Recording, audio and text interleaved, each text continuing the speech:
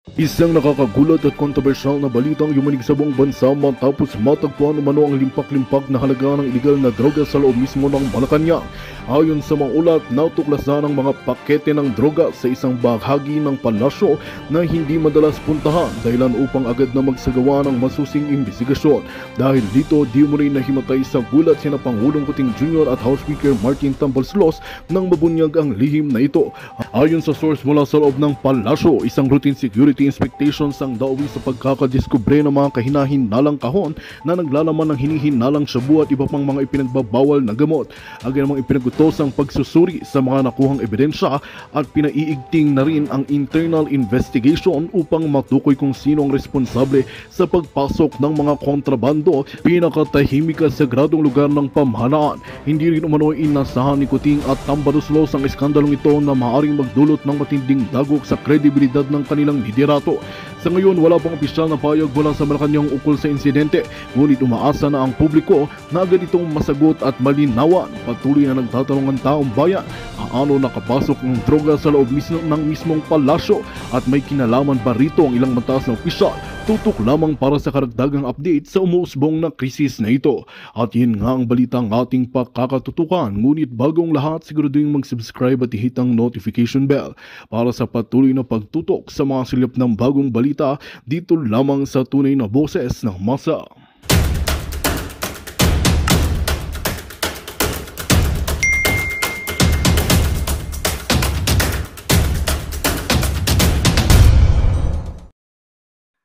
Okay. The stories of Teacher June unveiled to the public. The Department of Education, Sani Angara, on Friday, January 24, joined the Philippine Coast Guard during the launch of the comic book, The Stories of Teacher June, at the National Library of the Philippines. The comic book simplifies the complex issues surrounding the West Philippine Sea, making legal concept more accessible to the youth and the general public. Mga kasinungalingan ito, tingnan mo. Papakita ko. Hindi ko pa ito nabasa pero papakita natin sa inyo. Tingnan mo yung ginawa ni Bangag. Ito mo. Tingnan mo ginagawa ng mga julul. Okay, basahin natin ito mamaya. Ito nyo ha. Nakita nyo yan yung libro? Kamukha ni Bangag. Ano naman kasinungalingan yan? For sure, kasinungalingan na naman yan, mga palangga. Okay, tignan natin ang kasinungalingan ng mga yawa. Alright? Ano to? Okay, ito. Nakita nyo yan? Kamukha ni Bangag. The Stories of Teacher June. Let's learn the history, events, and facts. Fake news na naman yan. Tingnan mo, bakit ang Teacher June, dapat Teacher Bangag yan? Ayan. Dapat Teacher Bangag yan. Bakit kamukha ni Bangag yan? Si Teacher June ba yan? Si Marcos yan na nakanganga na parang kagagaling lang sa singhot. Nakita niyo pang bababoy sa inyo? Ha? Yung istorya na yan, kaletsya na yan? Propaganda na naman yan. Okay? Propaganda na naman yan. Samantalang ang President Trump namin ay, ay nakikipag mabutihan sa China, even sa Russia, para magkaroon ng world peace, para matapos na ang gera sa iba't ibang, lalo na sa Ukraine and Russia. Ang ating presidenteng Bangag, gumawa pa ng librong Teacher Bangag. Can you edit that? Baguhin nyo Teacher June, naging Teacher Bangag. Yung mga magagaling dyan. Nakikita nyo mga hitad, mga palangginging, kung paano kayo babuyin o paano magsinungaling itong mga ito. Pero ganun pa man, huwag niyong tigilan ang issue ng Bangag, lalo na itong bicameral committee report na binaboy nila, na pinagbasehan ng GAA. Ginagaya nila si Vice President Sara. Sabi ni Mildred, sabi niya, kaya nga, ay huwag kayong mag-alala kung yung mga brusko dyan, magkaroon sila ng military junta, I don't know kung gagawin ba nila yan. Kasi yan mga ugong-ugong. Diba? Ugong-ugong na sila ay maninindigan. Eh di go! Diba? Go! Go, Attorney Vic, go! Si Tatay Digong, si Palangga. Etong ahas na to, one day, gurgurin nyo yan, ha? Ahas yan, si Lisa Tanas. Tambamonyo TV, I love you too, my darling. Apiti-apiti. Ay, nakahanda na daw si Bangag sa giyera daw sa China. Ay, hindi ko pa nabasa yung buong libro. I'll talk about that later. Hindi ko pa nabasa. So, may nag-send lang actually habang nagbablog tayo. Alright. Nakanganga si Bangag kasi bobo, sabi ni Sayago Ramat Eva Janet. Alright? Kaya minamadali ni Trililing na ma-impeach si VP Sara dahil alam nila na hindi na sila mananalo sa Supreme Court. Kaya uunahan na nila ang desisyon sa Supreme Court, sabi ni Carl Tags. Yes, Pinay Swed, thank you. Ayun na nga, paulit-ulit na lang natin yan sinasabi, mga hitad. Okay. Diyos ko, may mga ano dito, oh. Block nga natin to. Ito mga pakana ni Lisa, oh. May mga nakapasok na mga ibang lahi na nagpapakalat dito ng kanilang mga business. Na-block ko na yung mga hayop na yan. Wag nyo. Ito, by the way, sa akin mga palanga. Tingnan mo, pinlag talaga ako ng mga walang iya, oh. Paulit-ulit na lang. Nakatanggap ako ng ganito, ganyan. Ayan, wag kayong magpapaniwala, ha? Kayong mga palangga dyan sa Pilipinas, hi baby doll, yung mga nakikita nyo sa, dyan sa comment section na kayo ay kikita ng ganitong halaga, 300,000, 500,000, sa papasok kayo sa ganitong ganyang negosyo, scam yan. Scam yan. Si Lisa lahat ang may gawa niyan. Yeah, paano nakapasok yan? Meron din silang mga call center dyan sa Pilipinas. Lahat yan, pati mga elderly kayo, mga pensyonado. Huwag kayo nagpapaniwala, yung mga nagte-text sa inyo na, hi sweetheart, I love you, ganyan-ganyan. Alam ko lahat ng mga elderly dito na mga balo o mga single, naghahanap din kayo ng mga taong nagsasabi, I love you sweetheart, honey my love. Pero ang karamihan ng mga yan ay scammer. Sili satanas lahat yan. Lahat yan, may mga call center sila lahat. Okay? Lahat ng mga nangyayari sa mundong kasamaan, sili satanas lahat yan. Mag-ingat po kayo, lalo yung mga pensioner, kasi may mga nakarating sa akin na ibinibenta pa yung bahay, nagpapaniwala kayo sa mga love scam na to. Oh my God. Message nyo na lang ako, oh, ayan. Sumama na lang kayo sa group travel namin. May entertainer pa kayo, di ba? Sumasayaw, kumakanta rin ako, di ba? Ang saya ng buhay ninyo. Sa mga gustong mag-travel na hindi kayo sinasama ng anak nyo kasi busy sila sa buhay nila, sa akin kayo sumama. We're gonna have fun. Only one life to live in this world. Enjoy your retirement with us. Kasi kami, iikot kami ng mundo. Budget lang. Sama kayo? Abangan nyo yung aming, abangan nyo yung aking travel agency. Magpabook kayo doon. Alright? Marami tayong business partners doon. Yeah. Hindi, I'm serious. Hindi ako nagbibiro.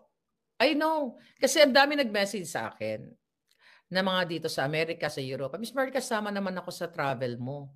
May mga gano'n, di ba? Gusto niyo ba ako kasama? Masaya kaya ako kasama. Hindi politika pag-uusapan natin. Party. Pa-cute-cute lang tayo. Mga ganyan. No, pero seriously, ako, I realize sa buhay ko na hindi ko kailangan ng magnakaw sa kaban ng bayan. Hindi nyo kailangan sobrang daming pera. Enough lang to have a beautiful life. Enough lang, magsumikap kayo. Kasi alam mo sa Pilipinas, ito usapang palangga to. Kasi andyan naman kayo. Baguhin nyo na yung style ng buhay nyo. Ang dami kong kakilala na pinaaral yung kanilang mga pamangkin. Tapos sa dulo ng kanilang buhay, single sila. Wala silang jowa.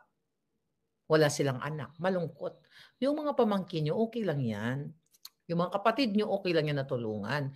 But you have to take care of yourself. Actually, may relative akong ganyan eh. Na pinaaral yung kanilang mga pamangkin. Tapos nung nagtumanda na sila, alone sila. Marina Garcia, tapos yung mga pamangkin, mga walang utang na loob. Yung mga kapatid, walang utang na loob. Ito I want to talk to you guys about life. Baka sabihin nyo naman, lagi na si Maria. Kasi, may kaibigan ako, makinig kayo dito. Pinaaral yung mga pamangkin, yung mga kapatid, binila ng bahay. Every month, utang sa pag-ibig yata. Basta nagulugan, di ba? Bira naman sa atin bumili ng cash na bahay, di ba? Hulug-hulugan. So itong si Palangga, every month, Nagpapadala ng pang-monthly amortization, panghulog doon sa bahay. For so many years, niloko siya ng kapatid niya. Hindi siya nakauwi. Dito siya based sa Amerika. Hindi pala hinuhulog yung buwan-buwan doon sa bahay na yon. Lingid sa kaalaman ng kapatid, wala na pala yung bahay. Patuloy pa rin, maliban sa bahay na binibigay, pinaaral pa yung mga pamangkin. Nakakalungkot. Ako somehow, yung na-adapt ko actually hindi. Hindi ko na-adapt. Minsan magaling din ako mag-advise eh. Pero, pagdating sa pamilya, pero hindi ka makatiis. Totoo yan. Diba? Ganun naman, hindi lang naman siguro ako nag-iisa. Pero sa totoo lang, malungkot. Imagine mo, kaya nga napag-usapan na, shit, sabi ko, niloko ka ng kapatid mo. Oo, nalungkot siya, patawad pa rin. Yun ang apangit sa atin ng mga Pilipino. Niloko na tayo pa nag-a-adjust. Ako ayoko na mag-adjust. Diba? Ayoko na mag-adjust ng lolokohin mo ako, bumili tayo ng bahay. Tapos putang ina, wala na. Ay tang ina, bablock ko na kayong lahat. Goodbye, my love. Diba? Nang wala na akong kamag-anak, at least masaya ako. Ang sakit nun. Alam mo, awang-awa ako dun sa friend namin. Kayo pong mga OFW, lalo na kayo. Mabango lang kayo ngayon kasi nagpapadala kayo ng pera everyday. You have to save for yourself. Please. Huwag nyo ibuhos lahat. Nangingi yung kapitbahay, yung pamangkin, paaral, ganun-ganun. Don't do that. Why? Ako, wala naman akong abroad noon. Wala naman tumulong sa akin noon, sa amin.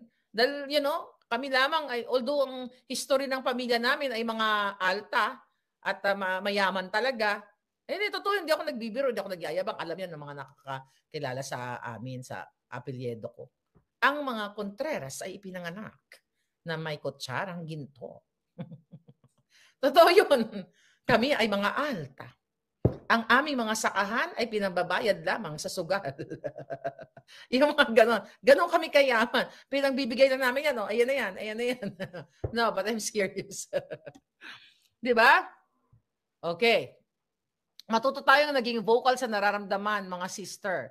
47 alone but not lonely. Sabi ni Niar Celestia, totoo yun. Hindi, totoo yun. Ito yung sakit natin. Huwag niyong ibigay lahat ng pera ninyo. Pinaghirapan niyo yan eh. Diba? Okay lang na tumulong kayo. Diba? Lalo na ako, masasabi ko dito sa Amerika, kahit papaano, diba? At tayo, medyo alagaan tayo dito ng government, diba? Pag wala tayong pera, pwede tayo doon. Medical, pagtanda natin. You know what I mean? Sa Pilipinas, wala namang medical eh. Oh, kayo sa Hong Kong, kayo sa Saudi, magkano lang sinisweldo nyo palangga? 25,000, 30,000, 40, 50. Tapos iubusin nyo lahat, ibigay nyo lahat doon. Kapag may nagdibo, sige, padibuhin yan. Tapos pag may fiesta, pakainin lahat ng buong barangay. Don't do that. Ako hindi ko ugali yan. Don't do that na kapag fiesta sa inyong barangay, pakainin nyo lahat ng mga taong pumupunta sa inyo. Sa amin, ganyan eh. I remember yung aking parents na sa Bisaya, sabi ng nanay ko, ay ito piyesta kasi ganito, ganyan. Ako naman ganito. Ay naku, ba't mo pakakainin niya mga taong yan? Hindi ka natin kakilala. Wala nga tayong makain. Di ba? Mangungutang pa tayo para magpakain sa kanila. Don't do that. Huwag na kayong magpayabang. Wala naman tayo may pagyayabang. Huwag yun. Tapos magtira kayo sa sarili. Ito talagang magtira kayo sa sarili ninyo. Dahil alam nyo, pag wala kayong pera, kahit 10 piso kung walang magpapautang sa inyo, desperado o talagang down na down kayo pagdating sa ganyang sitwasyon. The moment na binigay nyo yung pera ninyo, hindi na yan babalik at huwag kayong magpapautang na sa mga kaibigan nyo, kamag-anak nyo, mga kaklase ninyo, na hindi naman kayo binabayaran. Diba? Kung gusto nyo magbigay, kunyari umutang sa inyo ng 50,000, bigyan nyo ito 2,000, sa'yo na yan. Tulong ko na lang sa'yo, but not 50,000. Kayo dyan sa Pilipinas, ang tingin nyo sa amin, akala nyo, nagapala, nagapiko lang kami isang kwarta, mga linte. Hindi nyo alam, may mga panahon na wala rin kaming pera. Tulad ngayon, ulam namin ngayon, sardinas. Oh, hindi, totoo yun. Kaya nga sardinas palangga. Kasi sabi ko, tayo bumili. Kasi tumataba na tayo. Mag-sardinas, tataba ka pa rin kasi kakain ako ng kanin. No. Naranasan ko yan, nasa Japan po ako, sabi ni Aimona Bash. Totoo yun, ako bilang inyong palangga, makinig kayo sa akin. Hindi ko man minsan sinusunod yung mga advice ko, kayo sundin ninyo. Kasi siyempre, pag may nangingi, bigay ka. Pero you have to save for yourself. Ito ang nakuha ko sa Amerikanong pag-uugali. Na dapat, ang pagtanda mo, pinaghahandaan mo. Sa atin kasi, ang pangit ng ugali natin. Nakakaiyak talaga ang mga taong walang puso, sabi ni Kayoko, na ang pangit ng ugali natin pagdating, akala natin close tight, tayo, family tayo, talagang tayo ay nagmamahalan. Hindi eh. Imagine mo, ang panganay lang yung nagtatrabaho, tapos lahat umaasa. Anong kadyutahan yan? Imagine mo, 5 kayong magkakapatid, tapos ikaw ang nakatapos o 2 kayo, tapos yung 3 aasa na. Aasa hanggang sa mag-asawa, pag nag-asawa, magkaanak, hanggang sa apo siguro ng anak, ikaw pa rin. Mga palangga, baguhin nyo ng, from now on, umarap kayo sa salamin, susundin ko si Maharlika na magsisave ako ng 50% of my income para sa future ko, para sa pagtanda ko, magta-travel ako kahit local lang o abroad. Kasi you need money to survive in this world. Hindi mo naman kailangan magnakaw. Di ba? Ito, usapang usapang pamilya talaga. Nalulungkot ako. Ang daming ganun. Huwag kayo bigay ng bigay, tapos papadala kayo asawa ninyo. Lulukuhin kayo ng asawa niyo, mga babae, mga lalaki, o whatever. Tanginan yan. Di ba, kalbaryo ang buhay ninyo. Mas mabuti pa maging single. Join me sa travel natin. Alright? Sabi ni Vitor, Vitor, anong inaasahan mo? Tingin nila sa atin ATM machine, kahit madaling araw tatawagan ka, sabi ni Jose Lumen. Totoo yun. Akala nila bangko tayo na luluwa na lang ng pera. Alam mo, one thing ang kinagagalit ko sa lahat. Pag hiningian ako, tas wala akong pera. Tas wala akong maibigay. Nagmumurat na, putang ina, wala na akong pera. Hingi. Wala na akong pera. Puro na ako utang. Kawawa naman ako. Hindi ako makabayad sa kotse ko. Hindi ako makaalis. Relate kayo, di ba? Get insurance para kahit walang may ambag ang mga taong natulungan mo, hindi ka hirap. At sama-sama ang loob, at sama ng loob, sabi niya. Yan. Ito Paghandaan nyo pati kamatayan nyo. Ang problema kasi sa ating mga Pilipino, wala tayong, hindi lahat. Hindi lahat. Imagine mo tutulungan mo na yung pamangkin mo o kapatid mo o sino man sa parte ng pamilya mo, simula panganak. Ngayon, magkapatid tayo. Sinong kapatid ko dito? Si Maharlikan Angel. Maharlikan Angel, magkapatid tayo. Nanganak ka, babae ka pa palangga. Nanganak ka, tinulungan kita. Gamit ng bata, ospital, lahat. Pangpabakuna ng bata, kung sa private mo dadalhin. Pangdamot, lumaki na ang bata. Pinaaral mo, pina-college mo, lumaki na. Naging suwail yung bata. Nalulong sa masamang bisyo dahil sa mga bangag na administrasyon, nagbangag-bangag, nakulong, tinubos mo pa sa kulungan. Dahil gusto mo bigyan ng second chance. Nakulong uli dahil inspired kay bangag, nakakulong na naman, tinubos mo na naman. Naging pariwara ang buhay, gusto mo rin talagang baguhin kasi naaawa ka. Hanggang sa isang araw, dahil mataas ang krimen, biglang sinaksak ng isa pang bangag. Namatay na ngayon itong kung sino man yun, kamag-anak mo. Then, ano nangyari? Tatawagan ka, Maharlikan Angel. Anak mo, ano lang to? Halimbawa lang, natawagan mo ako, Inday Maharlika. Nasa ospital si Dudong, ganyan-ganyan.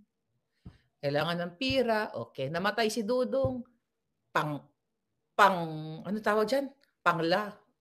Pang-akabaong, walang libingan. Maghahanap ka ngayon, unless itapon mo sa ilog yung bangkay. Ano yung punto ko? From birth ng pamangkin mo o kapatid mo o whoever yan, hiningi sa'yo dahil abroad ka. Hanggang sa kamatayan, pati pangkabaong hiningi sa'yo. Anong klaseng buhay yan? What kind of life? Kaya nakakagalit. Ano ang dahilan yan? May parte yan na ang may problema ay government. Dahil kung hindi sana pumapasok ang mga pulburon, hindi sana namatay yung pamangkin mo o kapatid mo O di sana nasaksak dahil doon pareho silang mga addict. You know what I mean? Is that real? Sabi ni Etang, sino mga nakakaranas sa inyo? Sabi ni Maharlika, yes, I spent a lot, tas ako pa masama. Ang problema sa inyo sa Pilipinas, yes, pag nag-miss lang ng padala, kami pa masama. Di ba? Galit ako. Kami pa ang masama. Hindi lang nagpadala si Sita Sanchez, ay matagal ko na yung palangga. Dahil for whatever reason, ang sama-sama na. Simula nung pinanganak, ikaw na ang nagpadala na mismo lang isang beses, ikaw pa ang masama. Ay, punyeta, ayoko na maging Pilipino kung ganun lang naman ang mga pag-uugali. You have to work your ass. Galit ako. Ang hirap. Alam mo, everyday nagagalit ako kasi nalulungkot talaga ako sa buhay nating mga Pilipino. Nalulungkot ako kasi ano to magkahalong government ang may problema at yung ugali natin. Kaya ako galit sa inyo, ayaw nyo manindigan. Tumayo kayo sa inyong mga paa. Tanggalin nyo, gorgorin nyo ang mga bangag. Yes, ako na ang pinakamasama dahil tumigil ako sa kakasuporta, sabi ni Ana Kasmerzak. Yeah, you have to save money. Alam niyo naman edad ko, ayoko na itago. 50 na ako daw. 50 na ako, putang tanda na. I'm 50 years old, darling, and I want to retire now. Now, gusto ko mag-enjoy with my friends. Oh, actually, I'm going somewhere down the road. Abangan niyo ako. Pero budget lang kami. We booked already. Okay? Nausap ko yung mga friends ko, ito gagastusin natin. Magtipid tayo, mag-Airbnb lang tayo o tig $50 tayo kada isang tao. Buti na ito mga friends ko, kahit mga alta, kaya sa mga budget. You have to. Tapos sabi kong ganon, hindi ako bibili ng mga shopping kasi hindi ko magsha-shopping kasi hindi ko naman kailangan. I don't need clothes. I don't need purses. I don't need jewelry. Tamad nga ako magsuot niyan. Kaya nga ngayon, sigay-sigay na lang ang ano ko . Yes. You have to take care of yourself ngayon pa lang. At matuto kayong magsabi sa mga magulang nyo, sa mga kapatid nyo, kung ano yung nararamdaman ninyo. Kasi isa yan sa ugali natin. Ayaw ko magsalita kay mama ko, kay papa ko, ayaw kong masaktan yung kanilang damdamin. Kayo yung nasasaktan . Kung mali na sila, you have to speak up. They say, mother, father, brother, sister. Wala akong pera. Hindi ko na obligasyon yan. At kayo man naman sa Pilipinas, tangina, hingi na nga kayo ng hingi ng everyday ninyo. Na may gana pa kayong sasabihin ninyo, birthday ko, magpapadibo ako sa mga kaklase ko, magpapaduding ka pa. Di ba yung mga ganon? Hingi pa kayo sa inyong dito, nanay nyo o tatay ninyo o sino man na sa abroad.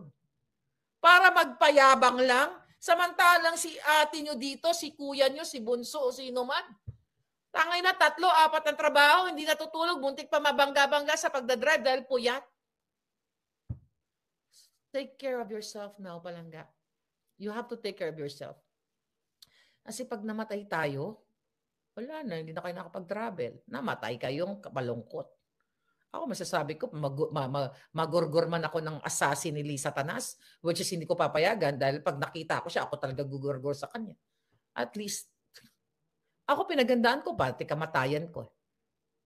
I will tell you, I don't know kung sinabi ko na ito sa inyo. Ang ayoko sa lahat sa atin, sa Pilipinas, yung nanghihingi ng limos. Ayaw na ayaw ko niyan. Ayaw na ayaw ko nang nanghihingi ng limos kapag ikaw ay namatay. Sinabi ko yan sa mga Jonakis ko. Pag namatay ako, gahingi ng limos, ano tayo, poor? Hello? Diba? You have to ensure yourself. Hindi po pwedeng ganun, mga palangga. Ay, nako, mga kababayan. Ano sabi dito? Totoo yan, pati kaibigan humingi pa ng pang-birthday celebration. Sabi ni Kay, oo, hindi kami dito namumulot ng pera. Diba? Same here, sabi ni Ma'am Sita. Minsan di na lang ako nagpo-post sa SOCMED ng travels ko. O may kaibigan akong ganyan. CRC, okay, makakarelate ako dyan. Kasi pag may mangungutang at pinapagbigyan, madamot daw ako. Ipon ko naman, ini-enjoy ko. Mag-post ka! CRC, mag-post ka ng Facebook. Post mo, flaunt it. Yung mga nanghingi sa'yo at pinagsasabihan ka ng kung ano, i-block mo. Ganun lang kadali. I-block mo. Wala kayong karapatang questionin. Yung ibang travel namin, jutang geninis lang yun. Di ba? O, jutang. Like ako, when I travel, I used credit card. Sa sigay-sigay. So, sigay-sigay lang ni bugoy-bugoy lang ni, di ba, ng bata tayo. So, yung naglalaro ng bugoy, yung sigay, what is sigay in Tagalog? Ano sa Tagalog to? Yung suot ko. Nung bata ako, lalagay mong sigay yan. Tapos pustahan kayo, di ba? Sabi ko sa inyo eh. Share your blessings daw kasi, sabi ni Henry. Ay, naubos na nga yung blessing mo. Okay? Yeah, sabi ni Cooking Kata Recipe, ayoko sa lahat nangingi ng limos. Sa totoo lang, yan ang ayaw ko. Kasi ano yan eh, parang ang iba pupunta sa kunyari, natsugi ka. Pag natsugi ako, nakikita ako kayo. Tatayo ako dun sa gilid. Tingnan ko yung mga chismosa dito. No, yung iba nangbigay ng limos, makikichismis lang sa buhay ninyo. Yung mga ganyang klaseng tao, kaibigan, kamag-anak, block them. Hindi sila makakatulong. Kahit isa lang kaibigan mo, dalawa lang kayo sa family ninyo, 3, 4, yun lang. Kasi marami kang kamag-anak. Lahat, pagpipiestahan ka, gagawa ka ng chismis, gagawa ka ng kwento. Ako may mga kakilala ko eh. May mga kakilala ko, yung iba, kamag-anak ko daw and everything. Nung nalaman nila na kinasuhan ako ni Satanas, gamit ang mga proxy, tuwang-tuwa sila. Ayan, makukulong na. Papalakpak. Tuwang-tuwa dahil si Maharlika makukulong na. Pero yung mga taong nagsabi nun, natulungan ko. Fuck you. Kaya simula nun, block. Hindi ka makakatikim sa akin kahit isang bar ng tsokolate. Tangay na gano'n. Wala kang tsokolate. Magandang balita ang hatid namin sa inyo ngayong araw. Sa pagtatapos ng aming balitaan, nagbigay kami ng mga mahalagang impormasyon. Maraming salamat sa pagtutok at pagsuporta sa aming programa. Huwag kalimutang manatili sa mga susunod na araw para sa mga bagong balita at mga kwento na dapat nating abangan. Mula sa Boses ng Masa, magandang araw, Pilipinas!